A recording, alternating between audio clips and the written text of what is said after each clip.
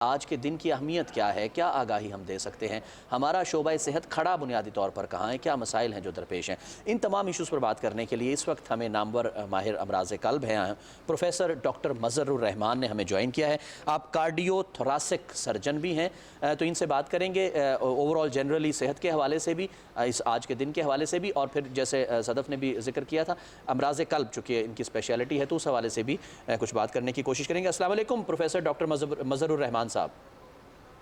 جی السلام علیکم، کیسے ہیں آپ؟ ٹھیک ہیں جی الحمدللہ سر، بہت شکریہ پاکستان ٹیلی ویژن نیوز میں ہمیں وقت دینے کا، ہمارے شو کا حصہ بننے کا۔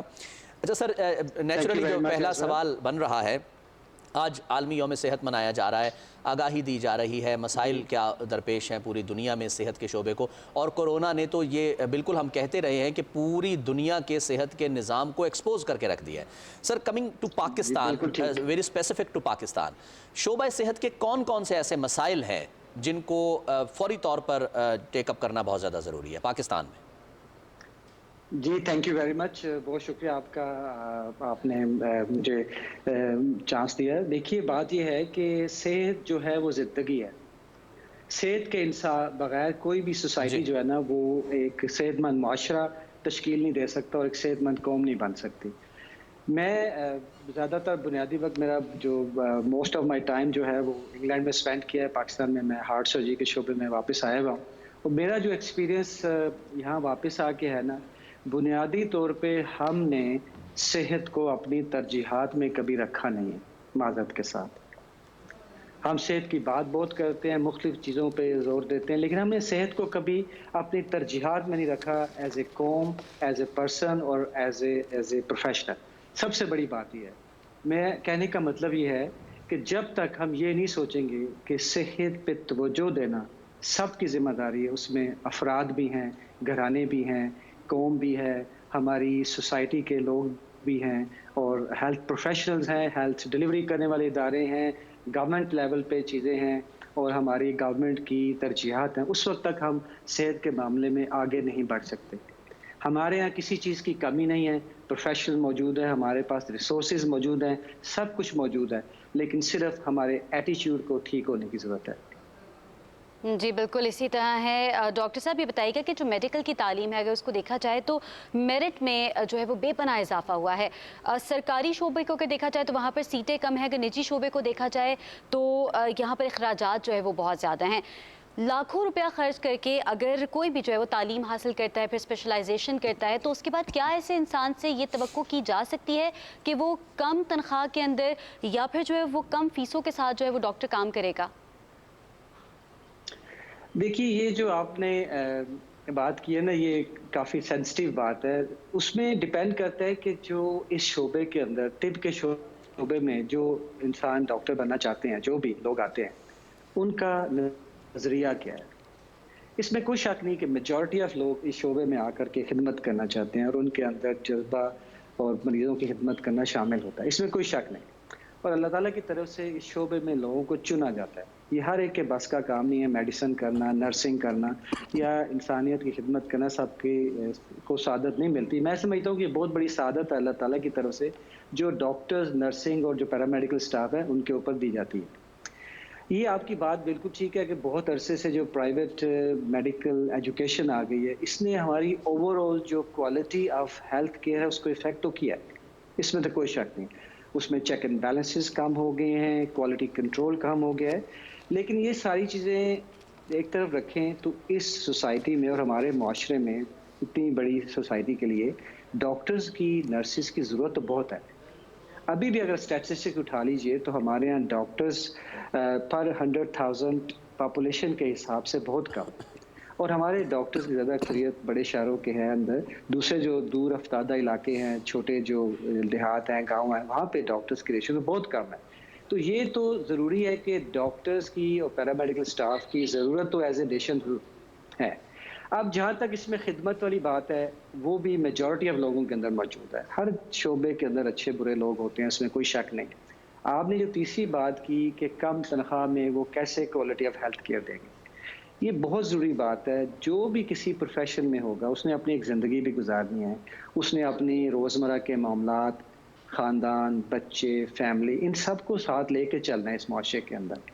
اگر ان کے روزمرہ کی جو اینڈز میٹ نہیں ہوں گے تو نیچرل سی بات ہے کہ ان کے اندر جذبے میں اور باقی چیزوں کے اندر فرق تو آ جاتا ہے. دیکھیے سب انسان ہیں, ہمیں یہ بھولنا نہیں چاہیے کہ جو میڈیکل شعبے میں کام کرنے والے لوگ جو ہیں وہ انسان نہیں ہیں. ان کا ایز اے نیشن اور ایز اے گورنمنٹ لیول کے اوپر ہمیں یہ ضرور توجہ دینی چاہیے کہ جو بھی شعبے میں آنے والے لوگ ہیں ان کو ایٹ لیسٹ جو منیمم فیسلٹیز ہیں لائف کی یا ایکویولنٹ ہے ان لوگوں کے ساتھ ان کو دینی چاہیے.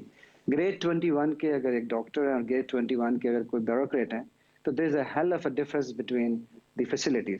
یہ تو ایک علیحدہ سے بحث ہے, لیکن میں یہ کہنا چاہ رہا ہوں کہ ڈاکٹرز کو ضرور اور نرسز کو خاص طور پہ ہمارے ملک کے اندر زیادہ اچھے وسائل دینے چاہیے تاکہ وہ اچھی ہیلتھ کیئر ڈیلیور کر سکیں.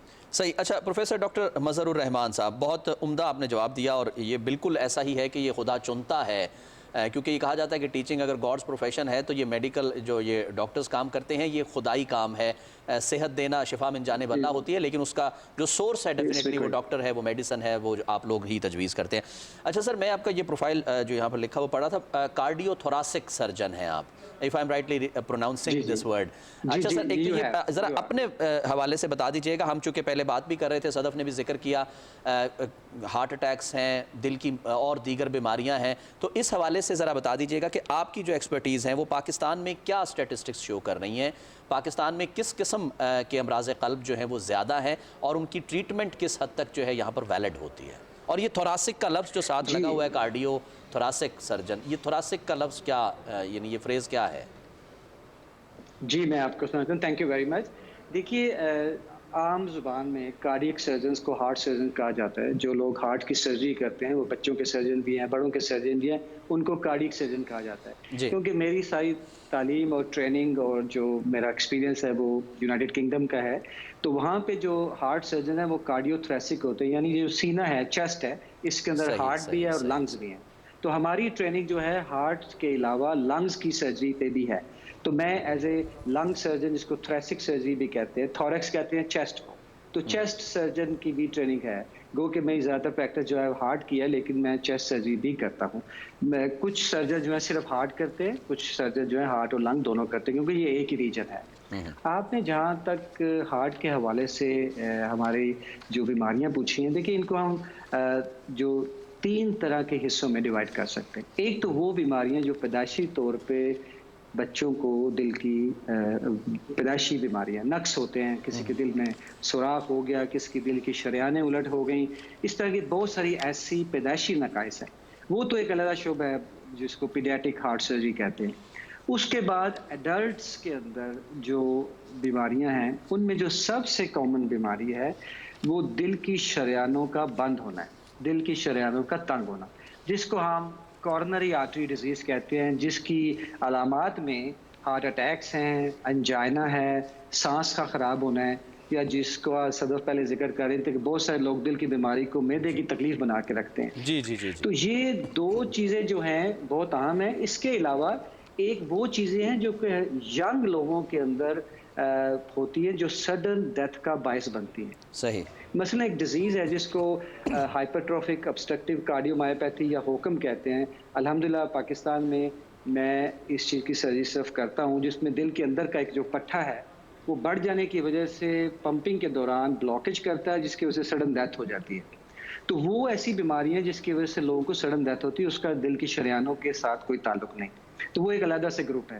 کیونکہ میری جو پریکٹس ہے وہ ایڈلٹ ہارٹ سرجری ہے, میں بچوں کی سرجری نہیں کرتا, بڑوں کی جتنے بھی دل کے امراض ہیں وہ کرتا ہوں. اس میں سب سے جو کامن ہے وہ ہے دل کی شریانوں کی پیوند کاری, جس کے لیے ہارٹ بائی پاس سرجری کی جاتی ہے. جی جی. اس کے لیے لوگوں کو انجائنا, سانس کا خراب ہونا, یا سینے میں ایک نئی قسم کی گھبراہٹ کا احساس ہونا, یہ کامن بیماریاں ہیں. میں آپ کے توسط سے اپنی جو عوام ہے ان تک یہ بات پہنچانا چاہتا ہوں کہ کائنڈلی ایسی کوئی تکلیف جو آپ کو جلن کا باعث بنے کھانا کھانے کے بعد, چلنے پھرنے کے بعد, اور آپ یہ سمجھیں کہ معدے کی جلن ہے یا تیزابیت ہے, اور کچھ دن کوئی تیزابیت کی دوائی کھانے سے ٹھیک نہ ہو, تو کائنڈلی اپنی چیک اپ کے لیے کسی ہارٹ اسپیشلسٹ کو ضرور ملیں.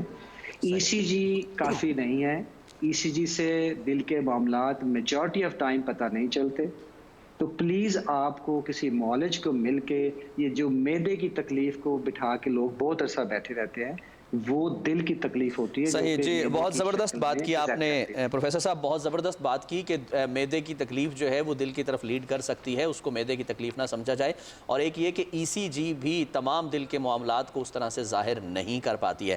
پروفیسر ڈاکٹر مظہر الرحمان، بہت شکریہ، آپ تشریف لائے، ہمارے پروگرام کا حصہ بنے. صحت کا عالمی دن بھی ہے اور اس کے ساتھ ساتھ دل کے امراض کے حوالے سے بھی گفت و شنید ہوئی ہے. بہت شکریہ آپ کا کہ آپ ہمارے پروگرام کا حصہ بنے.